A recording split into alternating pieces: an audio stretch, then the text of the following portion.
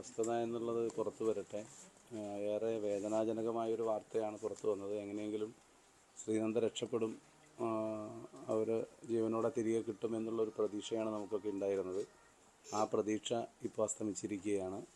വസ്തുതകൾ എന്താണെന്നുള്ളത് പുറത്തു വരട്ടെ. എങ്ങനെയാണ്, എന്താണ് എന്നുള്ളതിനെ സംബന്ധിച്ച് ഒരു സത്യസന്ധവും നീതിയുക്തവുമായിട്ടുള്ള ഒരു അന്വേഷണം നടക്കട്ടെ. അതിൻ്റെ അടിസ്ഥാനത്തിൽ വസ്തുതകൾ പുറത്തു വരട്ടെ. അപ്പോൾ ഇതിൽ കേരള പോലീസിൻ്റെ ഒക്കെ ഭാഗത്തുനിന്ന് നമ്മുടെ പാലക്കാട് SP ഉൾപ്പെടെയുള്ളവർ ഈ കാര്യത്തിലെല്ലാം ഒരു പ്രത്യേകമായി താല്പര്യമെടുക്കുകയും സർക്കാരിൻ്റെ മാർഗനിർദ്ദേശം അനുസരിച്ച് അവിടെ കേരള പോലീസ് ഉൾപ്പെടെ അവിടെ പോവുകയും കാര്യങ്ങൾ നമുക്ക് ഒരു വഴിത്തിരിവിലേക്ക് മാറുകയും ചെയ്തിട്ടുണ്ട്. കുട്ടിയെ കാണാനില്ല എന്ന പരാതിയിൽ ഇങ്ങനെ ഒരു വിഷമകരമായൊരു സ്ഥിതിയിലേക്ക് എത്തുമെന്ന് പ്രതീക്ഷിച്ചതല്ല.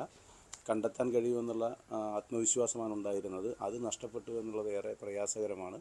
തുടർന്നുള്ള കാര്യങ്ങളിൽ കുടുംബാംഗങ്ങളുടെ, രക്ഷിതാക്കളുടെയൊക്കെ അവരുടെ ആശങ്കകൾ ഉൾപ്പെടെ ദൂരീകരിക്കപ്പെടേണ്ടതുണ്ട്. വസ്തുത പുറത്തു വരട്ടെ. കുട്ടിയുടെ പോസ്റ്റ്മോർട്ടം ഉൾപ്പെടെ ശരിയായ നിലയിൽ നടക്കട്ടെ. അതിനുശേഷം ആ കാര്യങ്ങളെ സംബന്ധിച്ച് നമുക്ക് കൃത്യമായി മനസ്സിലാക്കുകയും അതിൻ്റെ അടിസ്ഥാനത്തിൽ പ്രതികരിക്കുകയും ചെയ്യാമെന്നുള്ളതാണ് സൂചിപ്പിക്കാനുള്ളത്.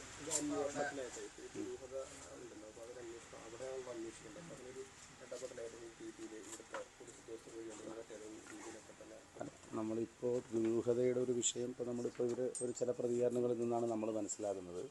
ഇതുവരെ കുട്ടിയെ കാണുന്നില്ല, അവരുടെ അന്വേഷണം ആ നിലയിൽ കണ്ടെത്താനുള്ള അന്വേഷണം വേണ്ട നിലയിൽ വേഗതയിൽ നടക്കുന്നില്ല എന്നൊക്കെയുള്ള ആശങ്കകളും അഭിപ്രായങ്ങളും ഒക്കെയാണ് ഉണ്ടായിരുന്നത്. എന്തായാലും ആ ആശങ്ക ഇവിടെ ഇപ്പോൾ അവസാനിച്ചു.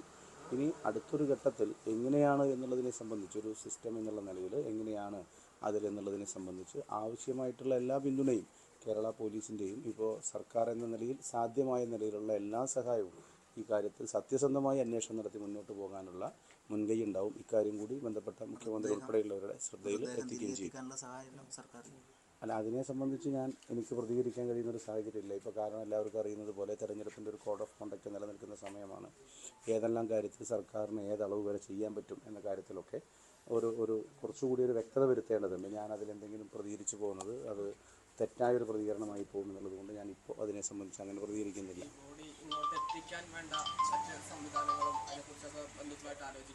അല്ല, ആദ്യം ഇപ്പോൾ നമ്മൾ മനസ്സിലാക്കുന്നത് അവരുടെ കുടുംബാംഗങ്ങളെ കോൺടാക്റ്റ് ചെയ്യാൻ പോലും ഇപ്പോൾ പറ്റുന്നില്ല. അവിടെ ഫോൺ റേഞ്ച് ഇല്ല എന്നാണ് മനസ്സിലാക്കുന്നത്. അപ്പോൾ അവരവിടെ എത്തി.